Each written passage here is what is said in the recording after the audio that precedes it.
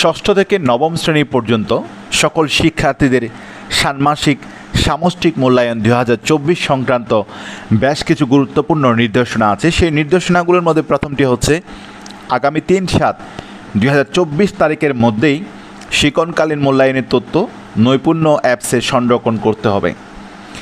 2 নম্বরটি হচ্ছে সর্বশেষ রুটিন অনুসারে মূল্যায়ন কার্যক্রম পরিচালনা করতে হবে এবং রুটিনে থাকা যে বন্ধগুলো আছে সেই থাকা বন্ধ দিনগুলোতে শ্রেণী কার্যক্রমও বন্ধ থাকবে এবং প্রাতিষ্ঠানিকভাবে রুটিনে কোনো পরিবর্তন করা যাবে না।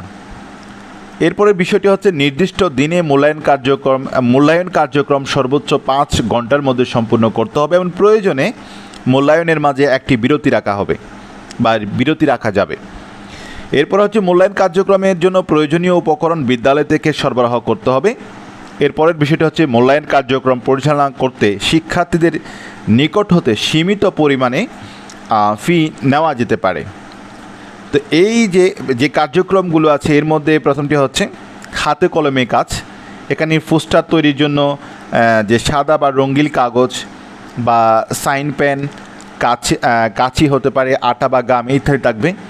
এরপর লিখিত যে অংশ থাকবে সেখানে 16 পাতার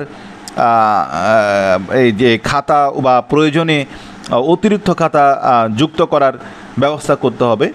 এরপরে মূল্যায়নপত্র বা প্রশ্নপত্র হবে। সরবরাহকৃত মূল্যায়নপত্র থেকে শিক্ষার্থীদের জন্য নির্দেশনা ও প্রশ্নপত্রের অংশটি ফটোকপি করে শিক্ষার্থীদের সরবরাহ করা হবে।